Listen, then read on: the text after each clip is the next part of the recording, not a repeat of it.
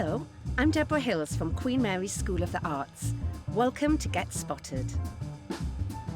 This podcast series is part of our QM Elevate programme, designed to help you build confidence and develop the communication skills you need to succeed at university and in your future career.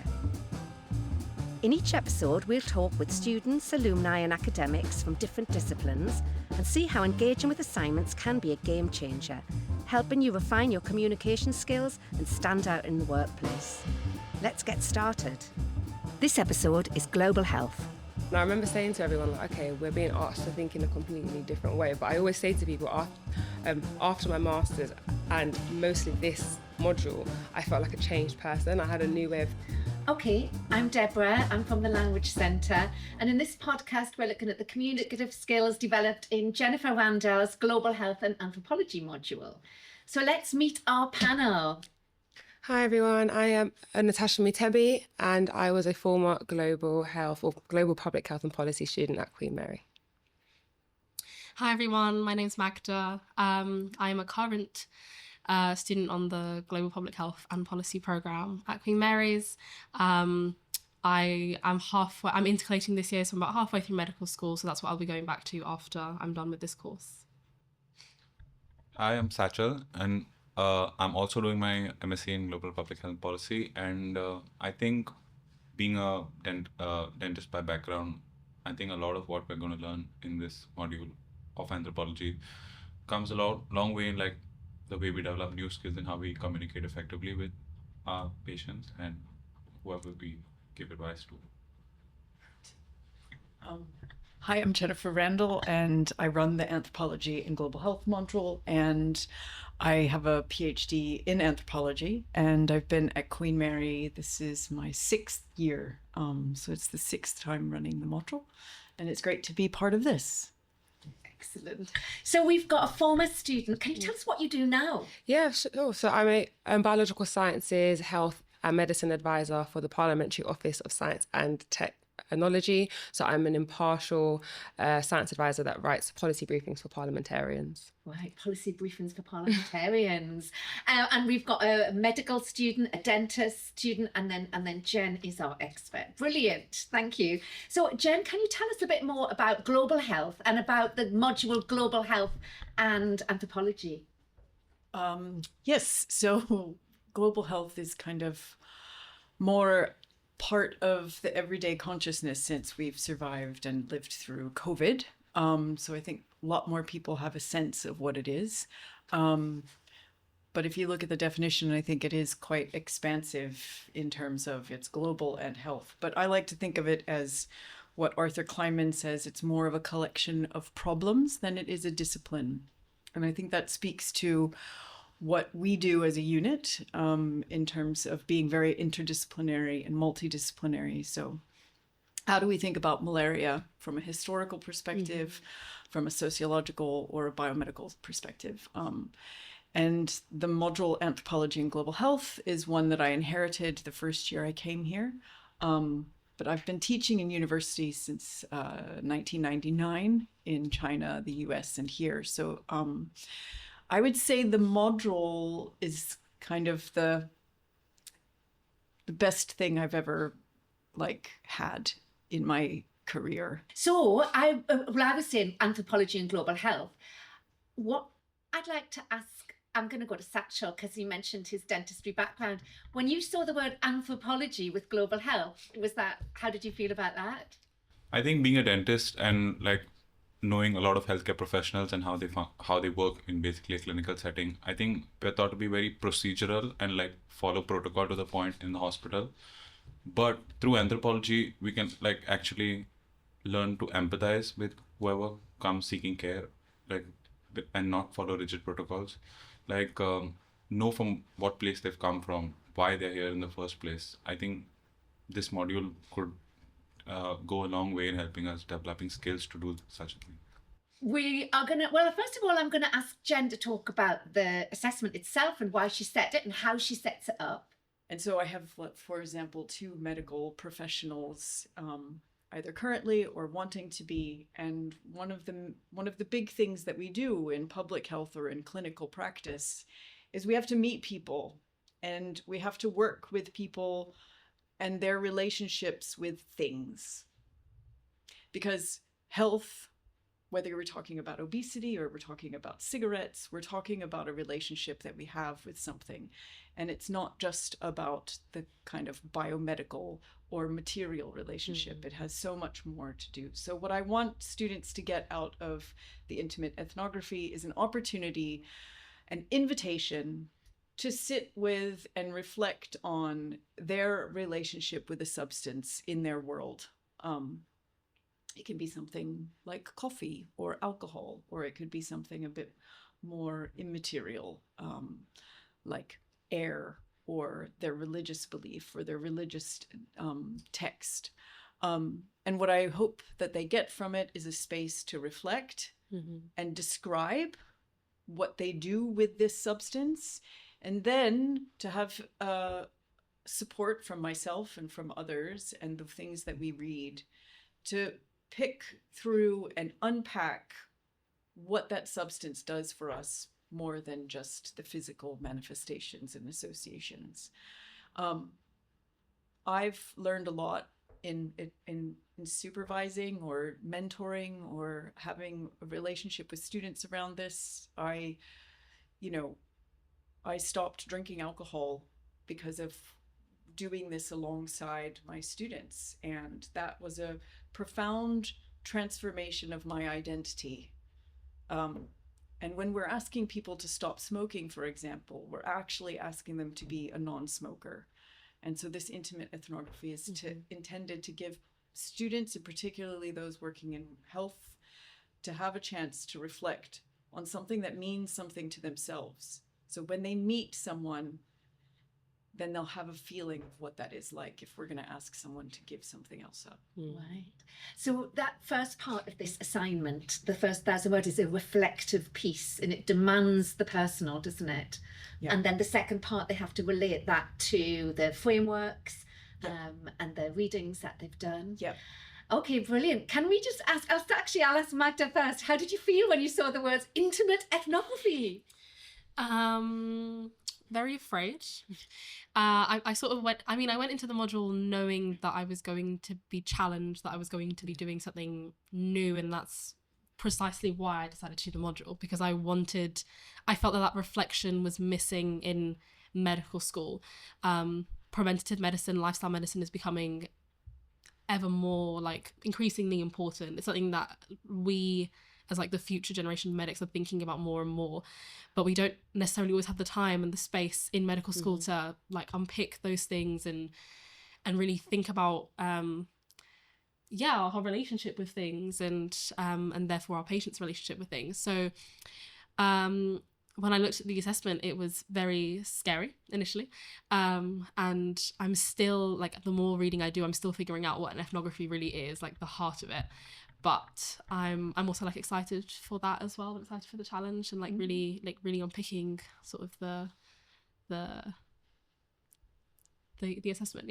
Yeah, great. And I'm going to ask the same thing to Satchel, because for me the word intimate is an extra. It's exciting, but oh my god, intimate. How did you feel? You have to reflect on yourself.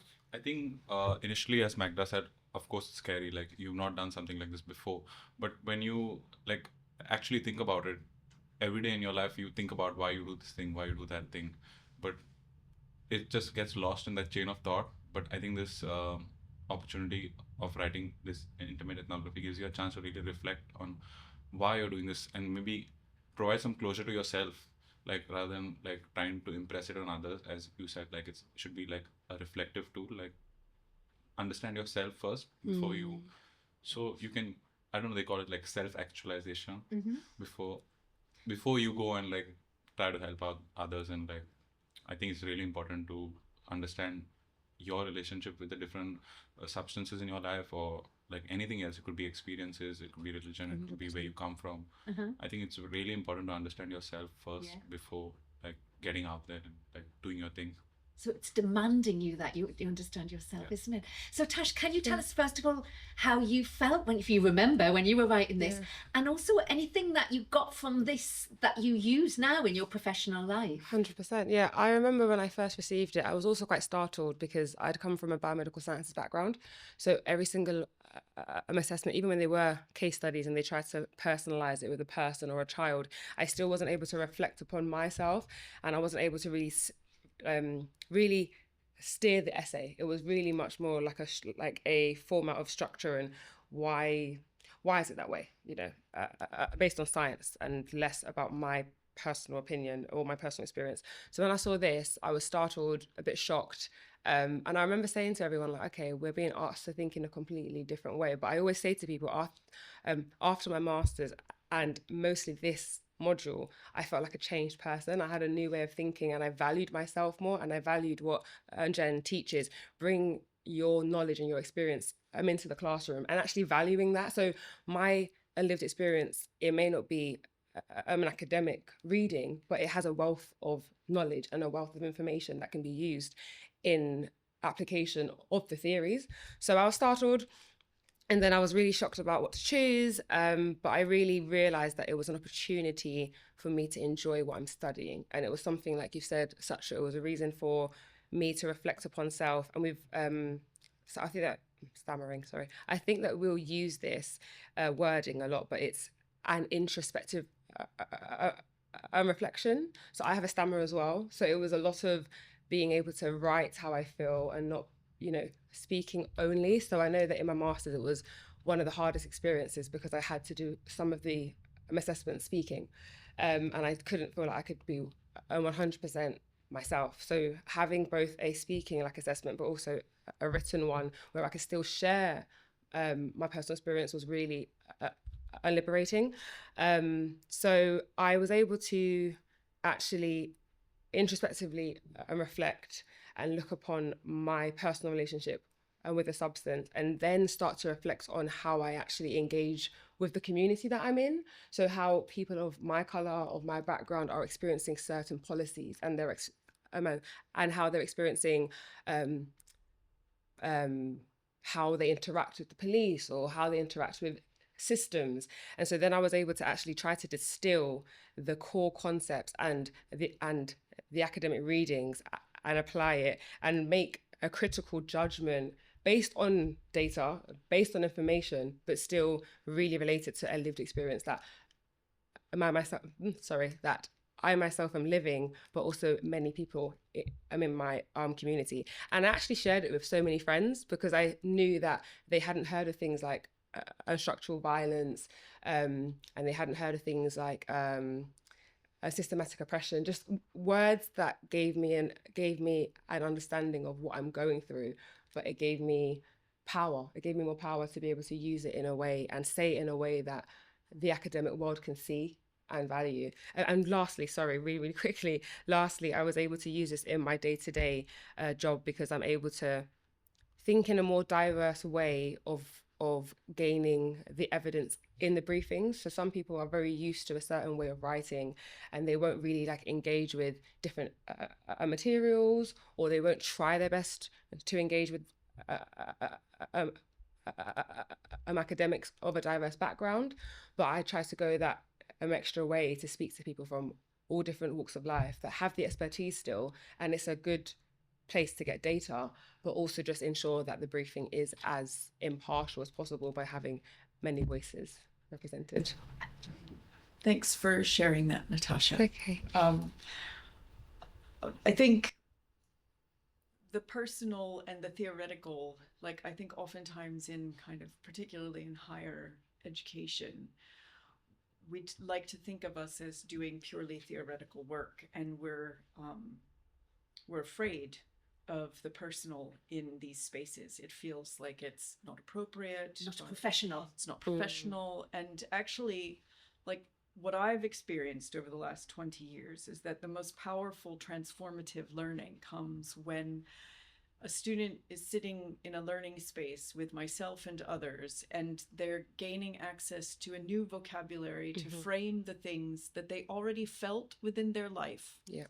And so particularly for like minoritized populations that perhaps the university feels unsafe or unwelcome in some ways, to sit in a space where your story is valued and it becomes part of the knowledge that we're thinking through, and then to have the kind of academic language to speak about that with things like structural violence or the politics of respectability. When you're a young Black man who's had so many experiences of being stopped by the police because of a suspicion of a drug, holding some drugs, then that is really the type of learning which we say we do on the signs outside the university.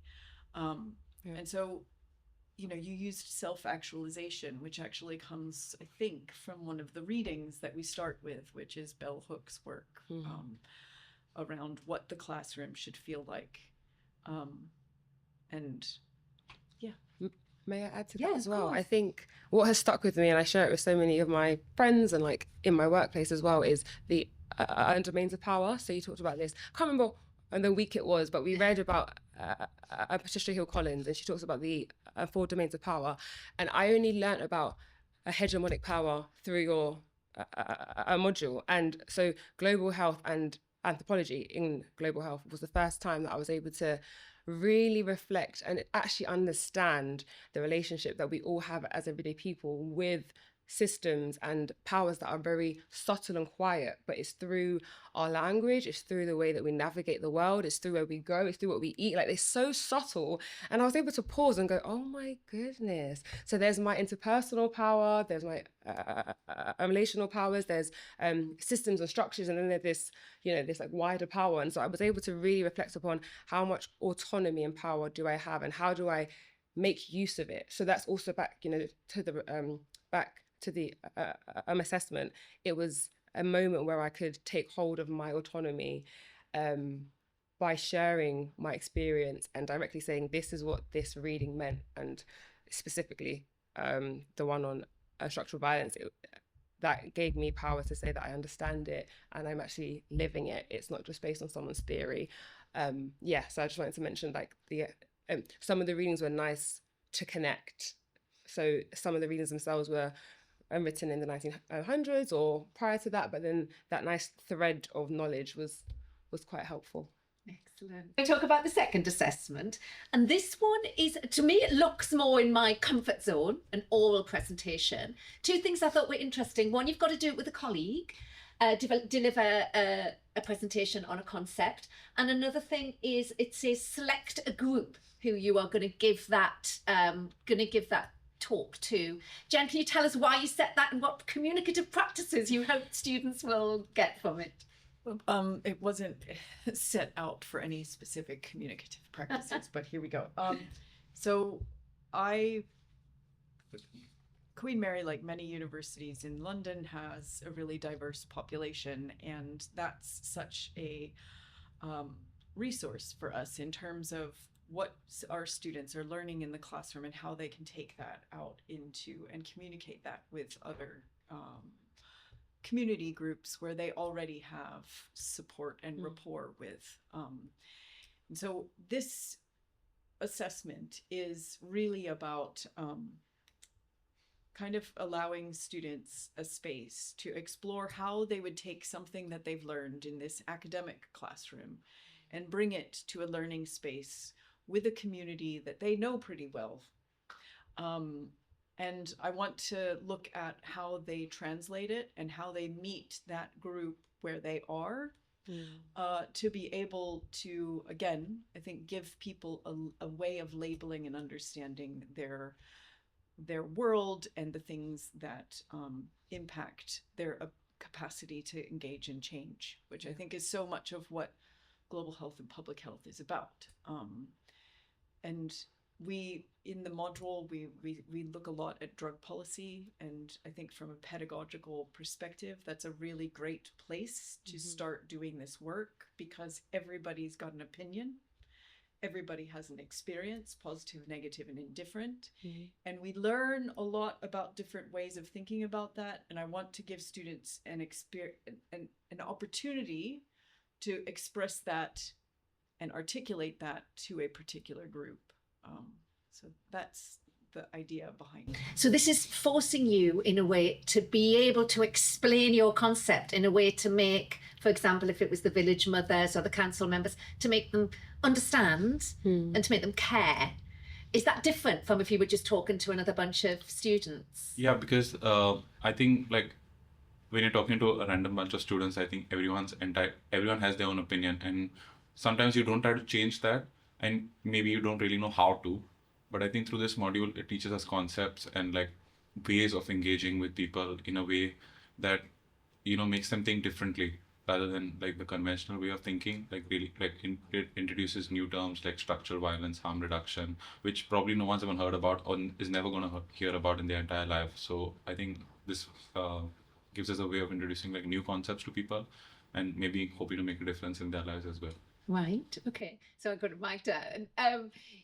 Is that easy to take a abstract concept like structural violence and make people not just understand but listen and care? Like, say it was a bunch of busy mothers who've never been to college and they've got other things to think about.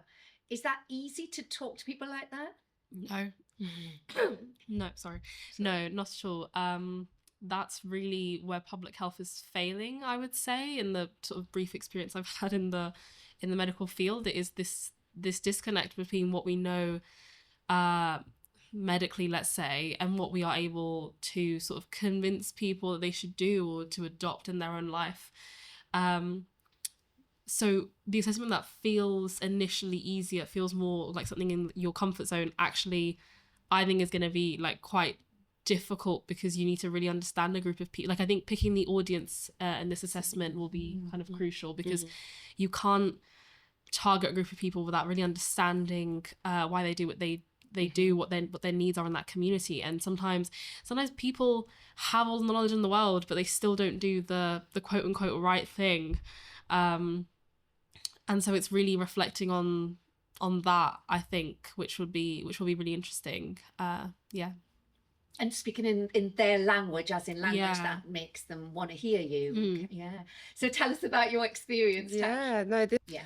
so the target group that I had chosen were women who were in a refuge, who had experienced domestic violence, and they were at a higher risk of using substances or had a history of it. So I didn't want to stereotype or assume. So a lot of it was looking at the data and the risks, and we actually chose a real organisation in Lambeth. So we looked at how many people they had and the kind of issues with beds and things like that.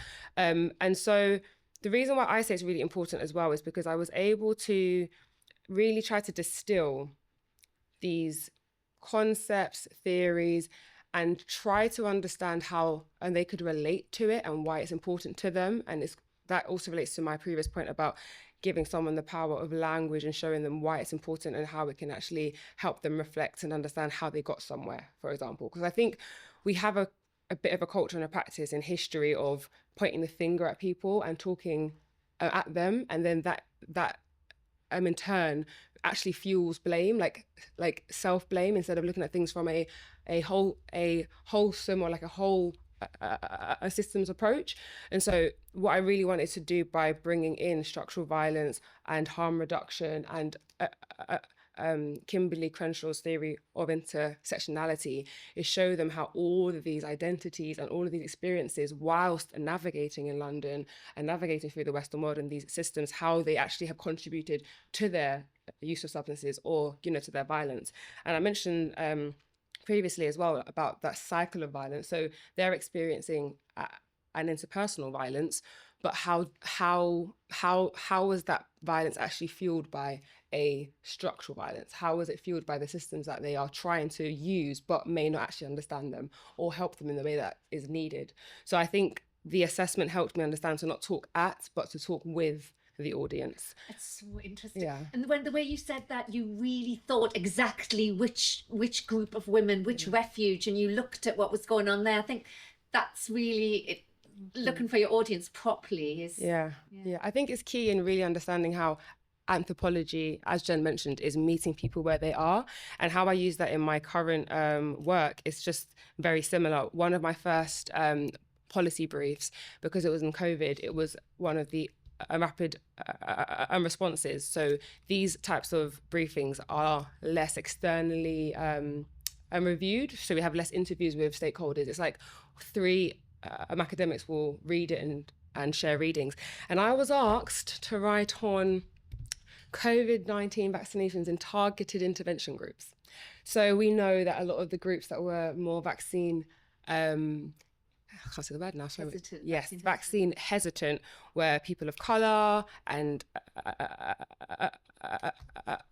minoritized groups and younger people. So I had to look at the data, which was from the Office of National Stats. I had to look at, the really robust and the quantitative data, but I had to try my best to really look for all of the other data and all of the qualitative that was actually helping people have the focus groups and the safe spaces to say why they don't trust them. And I think there's so much actual respect in that. And so when I wrote my first draft, some of my colleagues who are maybe not so much coming from an anthropological perspective were like, do you need to have that in there? Like things like trust, things like why is there a history of a lack of trust in the Black community, or why young people may be a little bit less trusting of science, because there's this new movement of a bit of anti-science. So I had to put that in the briefing, and I come from a background from this master's where I actually value that information, and I think that it should be there. And I actually put in there the Tuskegee trials that were done not so long ago, and I had to fight my corner. I said it's based on data, it's based on an academic reading, it needs to be in this. And they were quite shocked because they hadn't had somebody put that in a briefing that is going to go on .parliament.uk. So I've directly brought these assessments and these learnings into Parliament, and there has been some resistance, but it's great. I'll send you the link. And not just the whats, but the whys. We'd love the links. We're going to get them up. How do you feel about all of that, Jen? Just listen to how somebody uses what you've taught them in their daily life. I love my job. I love, and I feel very privileged to be an educator and a learner at the same time. And, really challenging this banking model, which says that students are these empty vessels and they're here to receive our PowerPoints. This is not the transmission of information, it's the transformation of identities. And I can see that, absolutely. Yeah. I was thinking of, so when I learned about intersectionality, which for the Watchers, it's about how we all have overlapping identities. So you can be a gender or of an ethnicity, or your age, sorry, I'm very passionate about this topic, so my stutter is going all over the place. So with intersectionality and looking at the overlapping identities, it also reminded me of a book that I recently read in a book club that I started up in Parliament, and we look at things around race and ethnicity, and it's called The Good Ally by Anova Reid. It was published in 2022, and she uses the term called social advantage, and she was talking about how when you look at race, not just with intersectionality, but with where it places you in society. And it brought me back to global health, because I remember learning about it and feeling so seen. I was like, oh my goodness, I have got all these layers. I'm a woman, I'm Black, I come from a lower socioeconomic background, but I'm making my way up. So that, and then also just all of these other things like being a stammerer. But then there's the nuance of social location and social advantage. So when I'm placed in certain places, certain parts of my identity do morph. So we do all change and we all learn and we grow. And it's that delicate balance of the identities that have been placed on me based on, I don't know, systems and how I'm interpreted. So for example, if you see me, I do look like a Black woman. There's all these things of my personal identity, but I'm likely to be actually perceived as that. So once I walk in the door, there are often stereotypes and labels placed upon me already. But then there's also the internal identity of how I've changed as a person. So even though I stammer, I love to speak, I love to share, I love to teach and host workshops and have safe spaces. Those are also parts of my identity. So I just loved being able to understand intersectionality, and I use it all the time. Even at work and in some of my current assessments in my new course. I'm just Crenshaw. I just wish I could meet her one day. So it was just to mention, I can't remember when we learned about it, but I now have a new understanding of identity and how we see ourselves. It's just incredible. Sorry. Waffling. Waffling. What I love is, I'm just coming back to that word transformative again, just how much you've got from it, and the practices, the way that you communicate sounds like really changed Thank you. you. Yeah. You're more confident, you're Yeah. more articulate in being able to use the data or use the research to Yeah. explain who you are and what you are, and really to understand other people and really, as you said, meet those other people. It's incredible. Thank you. Can I ask you, Magda, we're going to close up soon, but anything else that you want to say about the either the assessments or generally in the practices, like the way that you communicate in anthropology and global health, anything? I think we've talked a lot today, and even just in class about like understanding the language behind. You can see a system, you can know that it's there, but then there are words that exist to define what that system is and what you're experiencing. And I think that's so important if we bring it back to the concept of public health, is essentially like a lot of it is to do with like changing behavior and that kind of thing. And if you don't understand, like sort of understanding those words and like the system of the world that we live in, that gives you a lot of the knowledge that you need to then sort of go into a community and talk to them about their perception of the world, and so therefore how they view whatever it is in their life that you are trying as a sort of, whether it's government or like the NHS are trying to come in and like change about them. So yeah, I just think I'm learning really important things. It's incredible. You're unlocking all of this. And Satchel, same question for you.